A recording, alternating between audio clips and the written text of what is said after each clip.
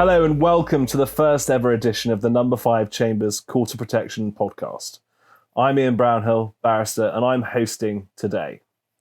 With the pressure on everyone's time created by the coronavirus, we wanted to give you a short burst of how things stand today. Quick information which you can listen to as you go about your daily exercise, your quick nip around the shops, or when there's nothing decent on the telly. The premise is simple.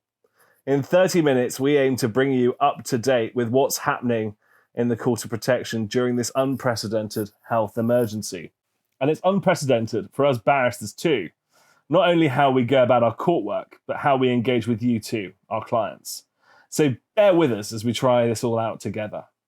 Now, a well-known fact about me is that I've got a face for radio. Little known fact about me is actually I was a radio DJ at university. Not that we have many listeners, probably about 6, but not that much interest in what I had to say at 10 o'clock on a Friday night. But here we are today with this podcast, and I'm absolutely sure that this will be a much more fruitful endeavour than my university disc jockey days, especially considering our guest today. I'm delighted to introduce 3 of my former pupils, now all fully fledged tenants practising at public law at No5 Chambers. Avril Rushe, Ben Harrison and Jake Rylatt. Between the 3 of them, they're going to update you quick as a flash. Avril is going to start by exploring DoLS during the COVID crisis, followed by Ben, who will be telling us what's happening on the ground in respective care homes. And finally, Jake will take over and tell us how the Quarter Protection is dealing with the remote hearings, all whilst I keep them on their toes with a few questions which I think you'd be asking if you were in the room with us. We'd love to hear what you think of this first edition.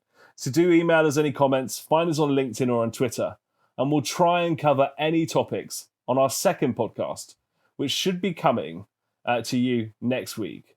Now, Avril, let's talk about deprivation of liberty during Corona. Thank you, Master Brownhill. Yes, the deprivation of liberty safeguards are an area that has been affected by the COVID-19 pandemic, and not surprisingly, but they have not been altered through primary legislation. They're not in the Coronavirus Act, but the government has helpfully produced some emergency guidance. So this will help those involved in dealing with DoLS cases during the crisis. Now, in essence, the guidance looks at when a DoLS authorisation will be necessary, and then the options for assessments in light of the need to minimise physical contact and, of course, staff shortages as well. The guidance is very clear that these permitted deviations in procedure should not become the new norm after the pandemic. So they are time limited for the pandemic, and they will no longer apply once the guidance is withdrawn. Possible changes in care and treatment arrangements that persons may be experiencing. There may be a move to a new care home. There may be a move to a new hospital, possibly movement within the setting they're already in, a different ward. Also, there could be restrictions imposed in terms of self-isolation in order to facilitate that. And then, unfortunately, if a person has become infected with coronavirus, then there may be changes in their treatment in order to tackle the virus and prevent any further deterioration. Now, the Mental Capacity Act 2005 still applies. There has been no change to that. And so we still have to have in mind the key 5 principles. Of course, Mental Capacity Law 101, but just to set them out again for us: presumption of capacity, all reasonable steps to be taken to ensure P is able to make the relevant decision. An unwise decision is not tantamount to a lack of capacity regarding that decision. And then decisions made on P's behalf must be in her best interests, and the least restrictive option will be chosen. So when decisions are being made regarding those changes, it is on a best interest basis. We'll have the Section 4 factors in our minds. So will that person regain capacity? What are their past or present wishes? Any values or beliefs which might likely have influenced their decision? And consult relevant persons if practicable and appropriate. Now, the guidance does stress that decisions have to be made regarding each individual. So there's no such thing as a blanket decision or a group decision. And the guidance also talks about an ethical framework which the Department of Health and Social Care has issued since the pandemic. Now, this is essentially an ethical checklist. So where tensions arise between different options and concerns, Article 5 versus Article 8 or Article 2, we have various principles that we should have in mind. Reasonableness, whereby decisions need to be rational, fair, grounded in an appropriate process, obviously based on available evidence. Minimising harm, accountability, flexibility. So this is a useful framework to have in mind when you are making your way and manoeuvring your way through any difficulties which the COVID pandemic is presenting. Also have in mind whether there are any advanced decisions. For example, a person may have made an advanced decision in relation to the use of a mechanical ventilator. Now, we need to check whether any of those decisions are valid and applicable. So valid unless P has withdrawn that decision, or they may have executed a lasting power of attorney and given that attorney the specific authority to make decisions on that point, or if P has done something inconsistent since making their advanced decision. And then applicable, it needs to be in relation to this specific treatment, and of course must be in writing, must be witnessed, as we are talking about life-sustaining treatment. If we don't have any of those, then you need to check if there's a lasting power of attorney for health and welfare and whether there's a deputy.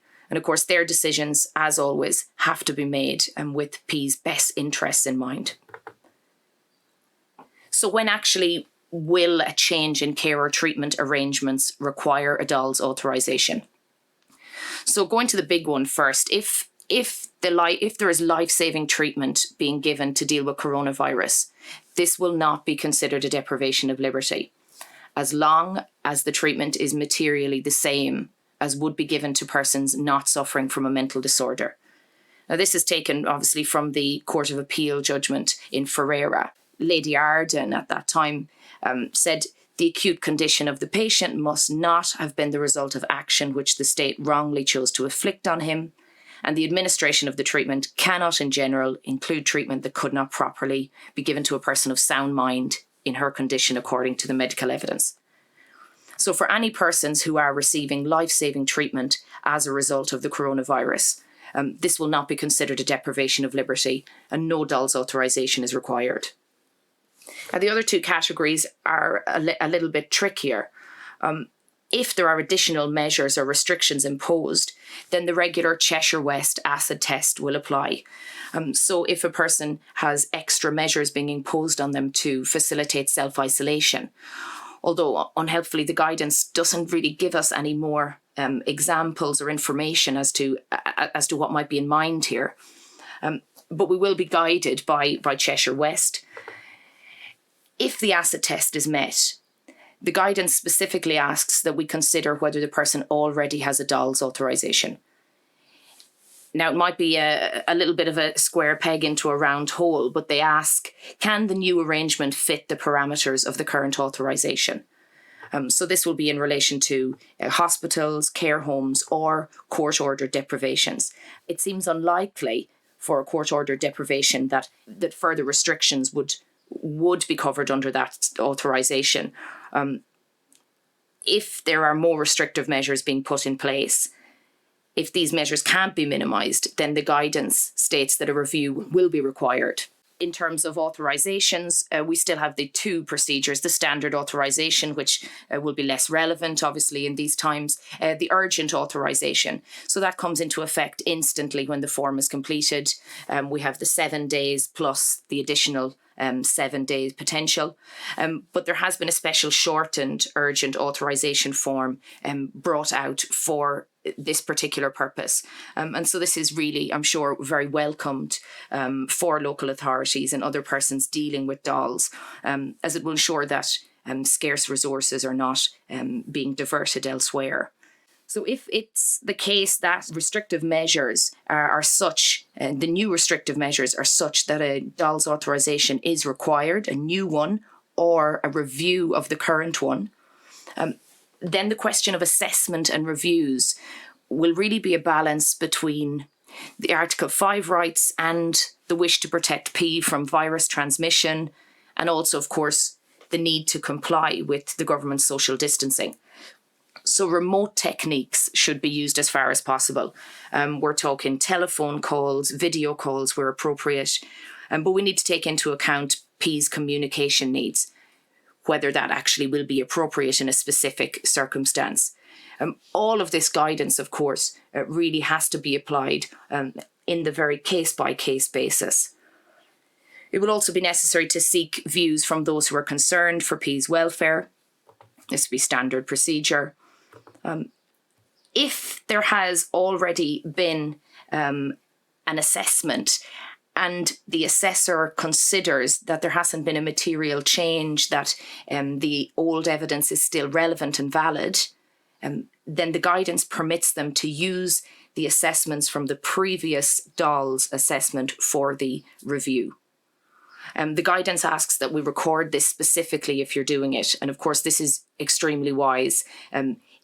When applying any of these procedural deviations, it would be most wise to record these, to state under what limitations an assessment took place, whether an older assessment was used to support the current assessment. And this is to avoid any potential challenges going forward, but also to really ensure that these procedural shortcuts, if you will, won't start to slip into the DoLS system after the pandemic has passed, that they are just time limited. The guidance also sets out the situation where there's been an assessment in the last 12 months. It states that if there has been a DoLS assessment carried out in the previous 12 months, this can be relied upon without the need for a further assessment.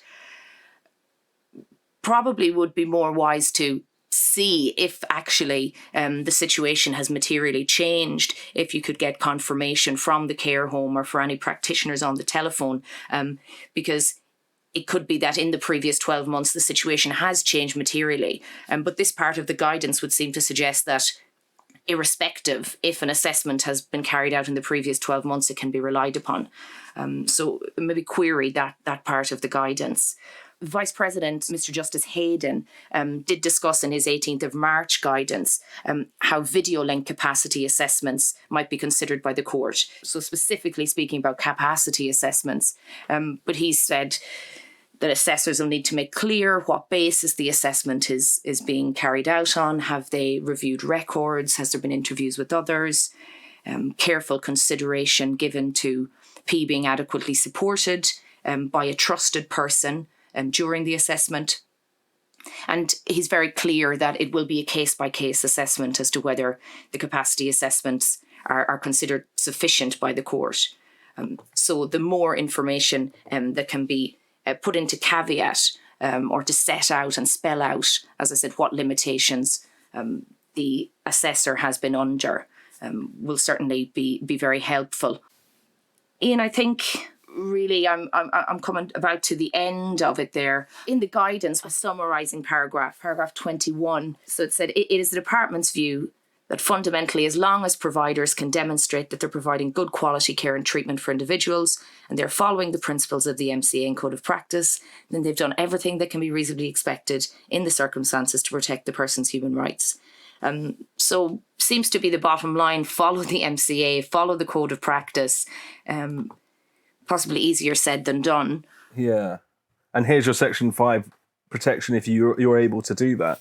It's quite a big ask, really. How do you feel about the suggestion that people can use assessments that have already been used in another DoLS authorization? Well, if the situation has not materially changed, if it's maybe a person with advanced dementia or something like this, then potentially it could be appropriate. But generally, I'd be a little bit reticent about it.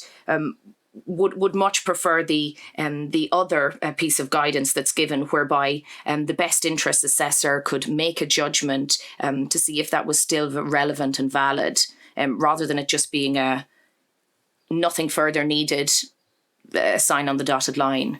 I mean, especially with people who've got the types of condition whereby they may have the ability to regain capacity. That's what bothers me about that aspect. So taking that thought and moving on, let's now introduce Ben. Ben's going to speak practically about what's going on the ground in care homes and what's going on in respect of the easements as they've been described, in respect of the impact of the Coronavirus Act on the Care Act 2014. Yes, thanks, Ian. So taking the care homes first, what's going on the ground, I think the first thing to say is that they're obviously going through a steep learning curve at the moment, and sympathy goes out to them having to deal with what they're having to do on a daily basis. The main issue that's cropped up is obviously contact between P and their family. There's been, in the early days, examples of good practice and examples of pretty bad practice.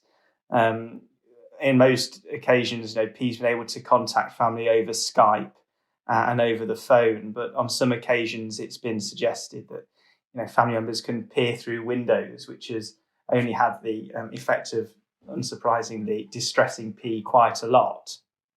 And in other extreme examples, there's been no contact at all. And whilst we're dealing with very difficult situations, I think it does need to be remembered that contact will almost in every occasion be regulated by a court order. It may not be practical to be lodging COP9 applications left, right and centre when these decisions have to be taken very quickly. But people do need to be mindful when they next end up in court or try and have directions going forward, that family members need to be included in that process to some extent. And that's something that's coming to the fore at the moment. A second point to make is, I think it was just a week before the crisis that the lockdown started. And we'd all agreed an order where P was to move placement. And that was the point where care homes were no longer accepting anybody else coming in or going out. So we all had to think incredibly quickly as to how to draft a creative order to deal with that. So at some point in the future, that P will now move, but we just don't quite know when. So the order had to take that into account, and we used the transition plan that's normally prepared for those purposes. That was almost going to be attached to a schedule to the order to ensure that the transition was covered by the order and lawful. But the honest answer, and the third thing to say, is that we really don't know truly what's going on the ground. It's been in the news lately that there's a big black hole in this context, particularly in terms of deaths in care homes, which is incredibly tragic. And without wishing to take credit for an analogy, I think you drew in a few days ago in the hospital context. We were all expecting perhaps a surge in serious medical treatment cases that hasn't arrived. And you pointed out that they may not be happening because people don't know what's happening in hospitals. And the same thing in the care home. A lot of our challenges that we're either bringing or defending, they stem from a family member or an IMCA going into the care home and raising a concern, but that's just not happening at the minute. So it's very difficult to know what's going on. And it seems to me that record keeping is going to be incredibly important here. But of course, staff members are under an awful lot of pressure. So it's very difficult. So one of the interesting things about care homes at the moment is the concept of whether or not somebody is better off in a care home or they're better off outside of a care home. And I don't think it's easy to make a sort of blanket rule about that. Is it easier in that respect, or is it more tough? I think again it will very much depend on the circumstances. I wish there could be a sort of bright line rule which says you've got an argument now to say that certain people are better off outside of a care home, but some people clearly aren't. It will very much depend on P's needs, their comorbidities, and their particular vulnerabilities to how the coronavirus operates as we know it. So that would be my only observation at that stage. Now, one of the interesting things, of course, that we're all now facing is the prospect of the Care Act easements as they're being described. An odd use of terminology, I thought, Ben. Yeah, I agree. The use of the word easements, brings back property law memories, terrible memories from law Absolutely. School, rather forgotten for a public lawyer now. But Section 15 of the Coronavirus Act brings into force a Schedule 12 and the so-called Care Act easements. And you might be forgiven if you just read the schedule on its own for thinking that they're already in force up and down the country. But in actual fact, the guidance which accompanies the Act is incredibly important. And that sets out a completely different tone in the way in which those easements are going to come into force. They're locally to be enforced, and each local authority will have to make its own decisions based on the ground as they see it, whether or not they take, I don't want to use the word advantage, but I can't think of a better word, whether or not they make use of those easements to get out of the way some of the normal statutory duties they're under. Now, I haven't yet had a case where a local authority or a CCG under their own easements have fallen back on these provisions. At the moment, my experience is that everybody's working together pragmatically, trying to work through these difficult times and set directions and timescales for assessments accordingly. I did a quick Google search before we started recording, and I still haven't seen a link to say this particular local authority has activated them. I'm not sure whether you have heard of that or not yet. Well, I think it's one of the most interesting things about the Care Act easements is that there doesn't seem to be any sort of central register, if you like, or there's no sort of advertisement to say this particular local authority has activated easements, because it has a massive impact on how we run cases. But more importantly, it also has a massive impact on how local authorities go about their day-to-day business with looking after P. Yeah, I agree. It must be out there. And also, I do wonder whether or not there is scope for challenging decisions to use the easements. That's perhaps something which we don't have time for today, but you can imagine a circumstance where perhaps a local authority isn't particularly impacted by coronavirus and then suddenly decides to use the easements in any event. That must be a questionable decision. Yeah, I agree. That's obviously going to be challenged in the courts if a local authority made that choice. Just going back, though, to the idea of a central register for local authorities who have activated the easements. One of the more interesting parts of the guidance is that local authorities are required, before they adopt this, to set out written reasons and notify the Department for Health and Social Care of their decision to activate the easement. So one can foresee in the future the government acting and perhaps putting on a website page or of some sort, a list of those local authorities who have activated the easements. That would be helpful for all the reasons you've just set out. And I suppose the final thing to say on this topic is what happens when this is all over. And there's an endless list of issues that we could go on about and don't really have time to cover. But one of the things that I would flag at this stage is this idea of a local authority needing to retrospectively charge people for the services that the care they provide during this time. Normally the financial assessment happens before. Now it's going to be applied retrospectively. They're supposed to provide appropriate notice of that to service users. And one can foresee things slipping through the cracks there and that not happening, people being landed with bills in the future and then wondering why they have to pay them. And so I think that really brings to the end the topics I have to cover on the Care Act easements.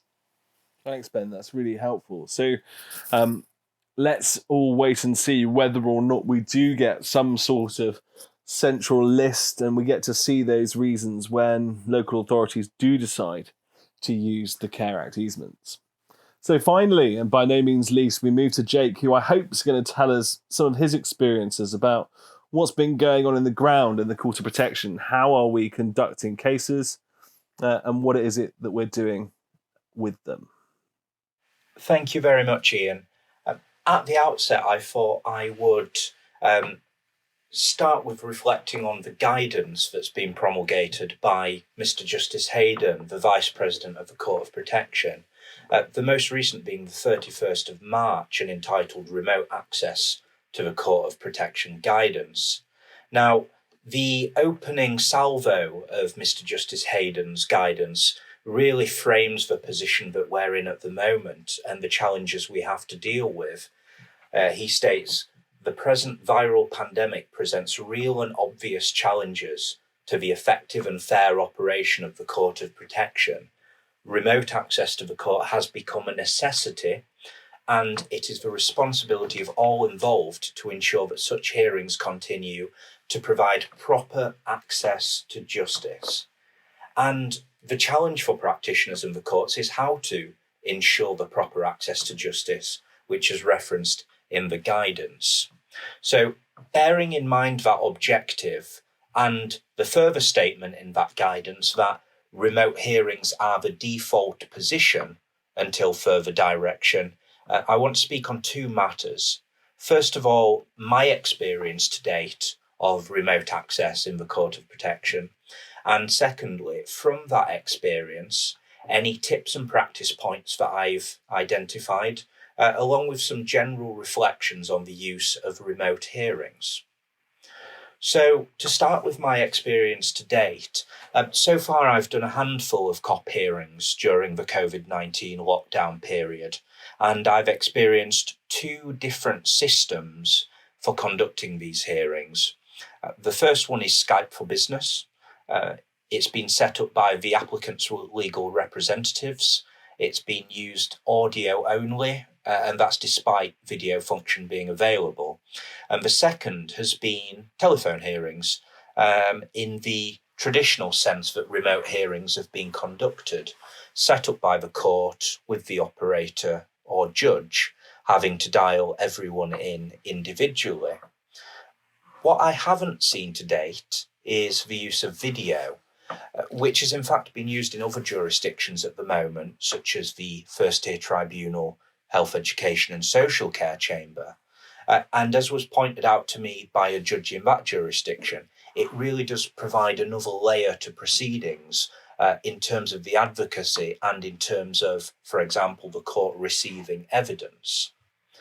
There are set out in the Vice President's guidance other alternatives, Microsoft Teams, Zoom, Life-Size, or even FaceTime, but time will tell if we get further direction from the Court of Protection settling upon a preferred means of conducting these hearings.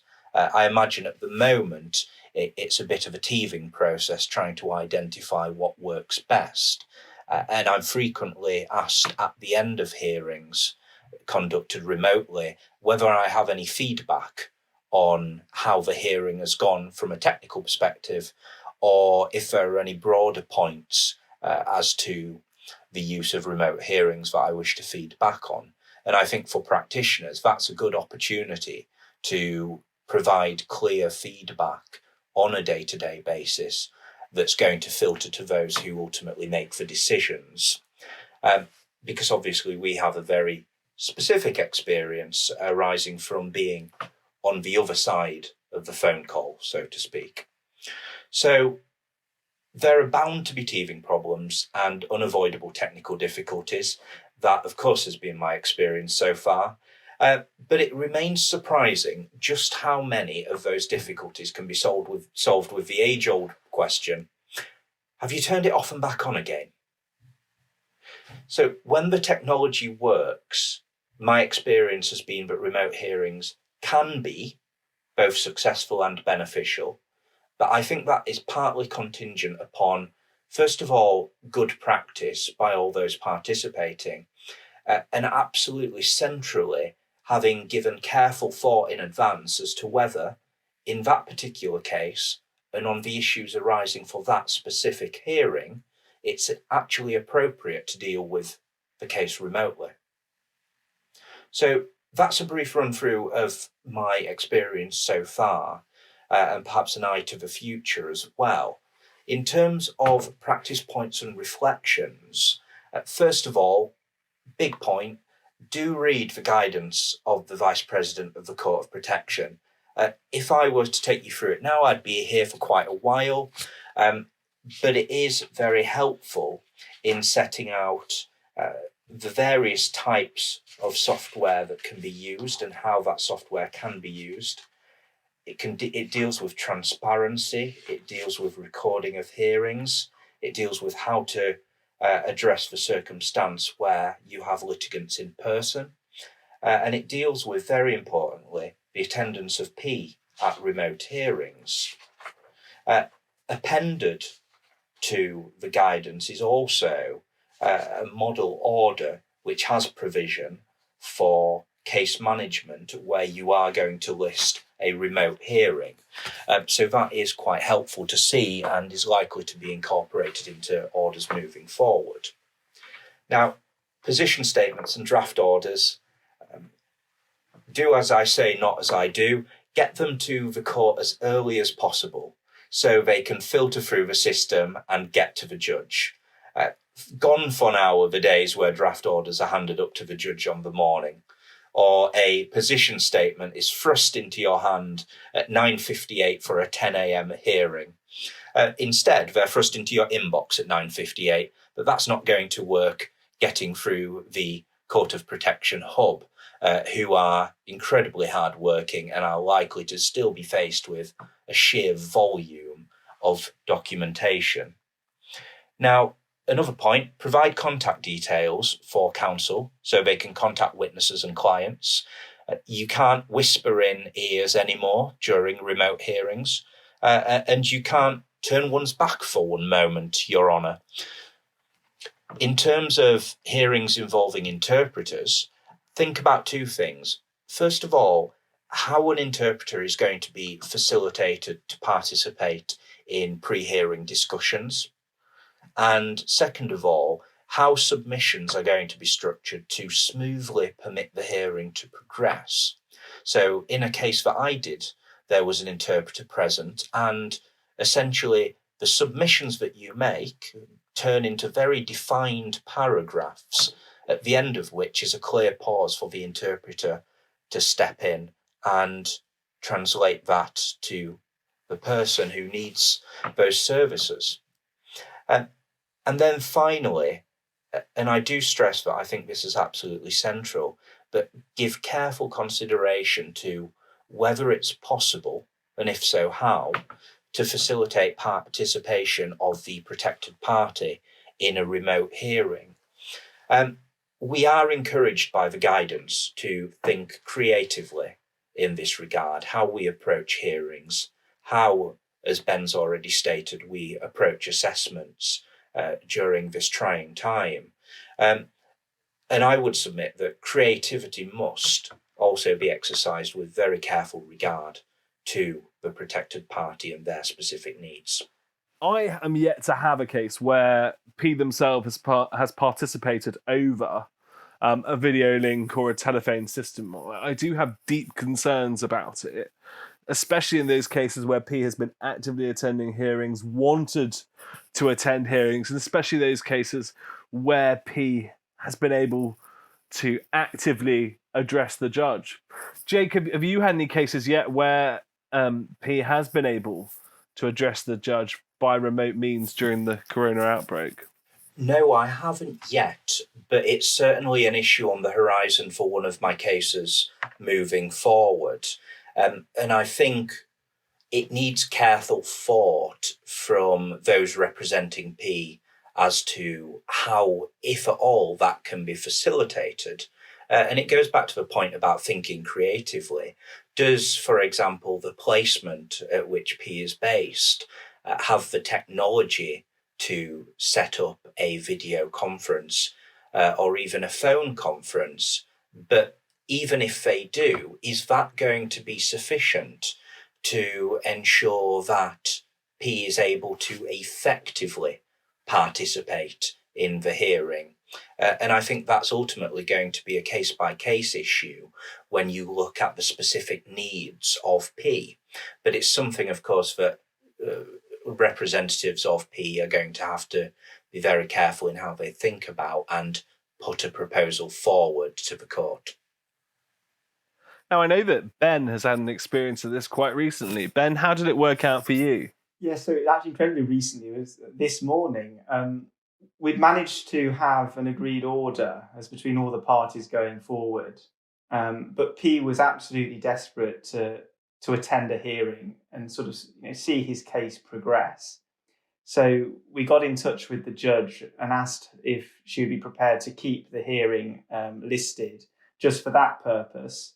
So the order was, in essence, completely agreed, but P was allowed to dial in and talk to the judge and express his wishes and feelings. And it was handled very carefully. He had somebody in the room with him to support him at the placement. I had a conference with him with my instructing solicitor beforehand, and the judge was very good at interacting with him, and everybody came away feeling as though it had been quite successful. But it obviously depends very much on the P that you're dealing with in particular and how they would react in that situation. Avril, have you had any experiences in that regard? Well, I've had a case where the respondent lacked litigation capacity, but desperately wanted to be face-to-face with the judge and come to court. And actually, the judge in that case was willing to allow just the respondent to come and be there face-to-face, and while the other parties were going to have the hearing by video link. So just to keep that in mind, that judges may be very flexible depending on their own circumstances and whether the other parties have an objection. Thanks, Avril. So let's summarise. Let's keep a keen eye on when assessments are reused as part of the DoLS process. Think about whether, in some cases, P may actually be better off outside a care home setting rather than inside. Ask in cases, have the Care Act easements been used by a local authority and why so? Think how we enable P's participation in a remote hearing. And remember, if your Skype call fails, just switch it off and try again. Thanks for listening. We hope this was helpful. We can't wait for your suggested topics for next week. Be safe and remember, we're here to help.